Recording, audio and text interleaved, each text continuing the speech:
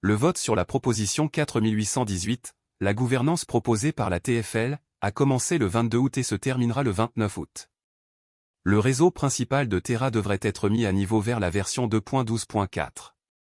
Notamment, TFL a annoncé qu'elle fermait ses opérations à la suite d'un règlement de la SEC et de l'exécution de son plan du chapitre 11 en même temps que cette action. Si elle est autorisée, cette mise à jour sera la dernière chose que TFL développera. En d'autres termes, la TFL n'autorisera plus les mises à jour de la chaîne, et les projets communautaires comme la directive Phoenix seront responsables de l'avenir de la blockchain. En attendant, l'imposition d'un taux de commission minimum de 5% aux validateurs est l'une des principales caractéristiques de cette mise à niveau. Cela fait suite à la décision de gouvernance précédente de la proposition 4803, qui fixait le taux de commission minimum mondial. Notamment, la mise à niveau garantira que chaque validateur, qu'il soit nouveau ou ancien, adhère à ce rythme, ce qui améliorera l'intégrité du réseau. Mais la modification la plus importante, qui prend déjà de l'ampleur, est la destruction des avoirs Luna de TFL. TFL a l'intention de suivre la directive du tribunal des faillites et de détruire tout Luna qu'elle pourrait avoir en sa possession. Cela comprendrait les actifs soumis à un contrat de transfert et qui seront détruits immédiatement après la mise à niveau. TFL a également l'intention de s'attaquer au problème des actifs volés suite à l'exploit IBC et des portefeuilles compromis. Cela contribuera à garantir que les actifs soient retirés de la circulation de manière permanente, ce qui constitue un pas dans la direction de la sécurité et de l'ouverture des utilisateurs. En attendant, une autre modification notable de la mise à jour est la suppression de la fonction de liste noire. Elle a d'abord été mise en place pour empêcher les attaquants de l'IBC d'effectuer davantage de retraits. Terra est une plateforme de paiement blockchain open source pour un stablecoin algorithmique, qui est une crypto-monnaie qui suit automatiquement le prix des devises ou d'autres actifs. La blockchain Terra permet aux utilisateurs de dépenser, d'épargner, de négocier ou d'échanger instantanément des stablecoins Terra. Le protocole Terra crée des pièces stables conçues pour suivre en permanence le prix d'une monnaie fiduciaire, une monnaie soutenue par un gouvernement comme le dollar américain ou l'euro. Il se compose de deux jetons de crypto-monnaies, à savoir Terra et Luna. Les Terra sont des pièces stables qui suivent le prix des monnaies fiduciaires et portent leur nom. Par exemple, le stablecoin de base Terra suit le prix des droits de tirage spéciaux du Fonds monétaire international et s'appelle Terra SDR ou SDT. Les autres dénominations de pièces stables Terra comprennent Terra USD, UST, qui suit le dollar américain, et Terra KRW, KRT, qui suit le won sud-coréen. Les utilisateurs créent de nouvelles Terra en brûlant Luna. Luna, de l'autre côté, est utilisé pour la gouvernance et l'exploitation minière. Luna est le jeton de jalonnement du protocole Terra, qui absorbe la volatilité des prix des pièces stables Terra. Les utilisateurs jalonnent Luna auprès des mineurs de la blockchain Terra, appelés validateurs, qui enregistrent et vérifient les transactions sur la blockchain et reçoivent des récompenses sous forme de frais de transaction en guise de compensation. À mesure que l'utilisation de Terra augmente, la valeur de Luna augmente également. Principale caractéristique de Terra.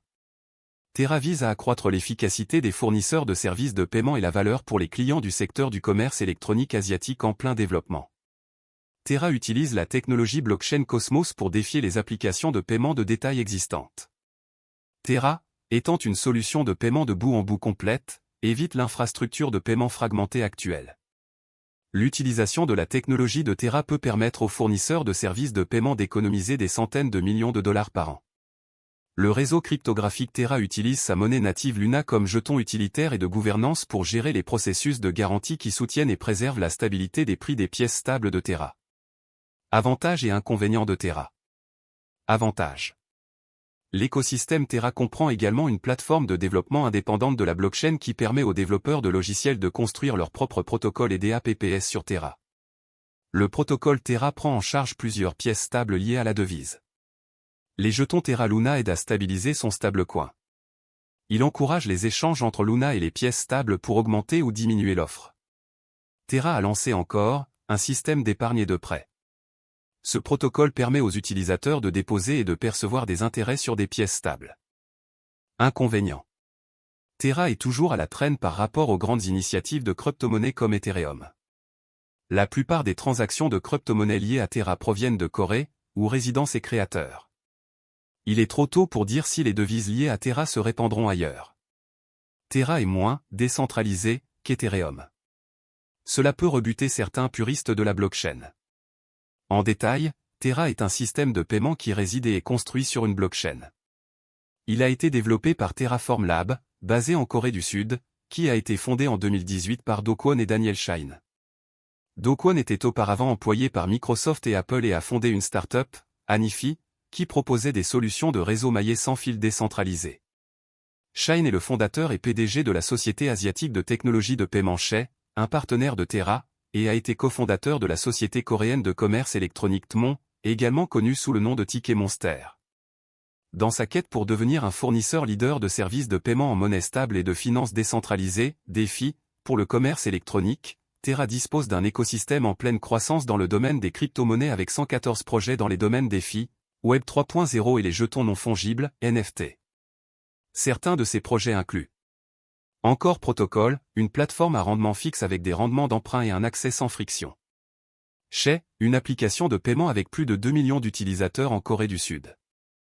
Terra, une plateforme de loterie décentralisée construite sur la blockchain Terra. Mirror Protocol permet la création d'actifs fongibles ou synthétiques qui suivent les prix des actifs du monde réel. Tally Protocol, une plateforme où les artistes peuvent vendre leurs créations et proposer des services. Vega Protocol, une plateforme de frappe et de négociation de produits dérivés.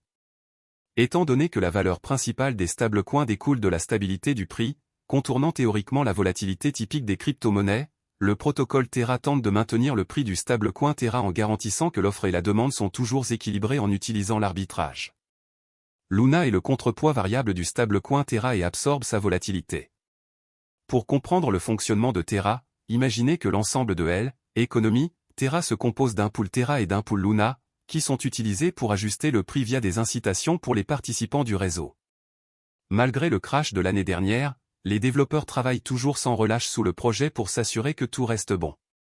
Il y a quelques semaines, un article de presse est arrivé sur CoinGap indiquant que les développeurs de Terra Luna Classic ont soumis une proposition clé pour introduire et stimuler les dérivés de jalonnement liquide. Selon la proposition, les développeurs cherchent à modifier les messages d'hôtes de compte interchaîne autorisés pour apporter le support Quicksilver, un protocole de jalonnement liquide interchaîne pour l'écosystème Cosmos. Cela permet à la chaîne Quicksilver de créer et de contrôler de manière transparente des comptes sur la chaîne Terra Luna Classic et d'exécuter les messages autorisés. Cela permettra également le jalonnement interchaîne sur tous les validateurs, ainsi que de maximiser la liquidité et l'efficacité du capital en améliorant la sécurité et la décentralisation du réseau.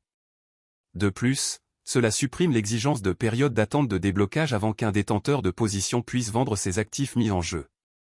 En voyant cela, vous devez savoir que les développeurs de Terra Luna travaillent toujours à l'amélioration du projet. Cela signifie qu'aucun espoir n'est encore perdu avec Terra Luna, je crois que tout ira bien bientôt. Je pense également que vous pouvez devenir riche grâce à l'investissement de Terra Luna. Mais tout dépend du montant que vous investissez dans Terra Luna Classic, de ce que vous attendez du marché et de la durée pendant laquelle vous êtes prêt à le conserver. Linkez le jeton natif de Terra Luna. Ce sera la fin de la vidéo. N'oubliez pas d'aimer, de partager, de vous abonner et d'investir judicieusement, merci.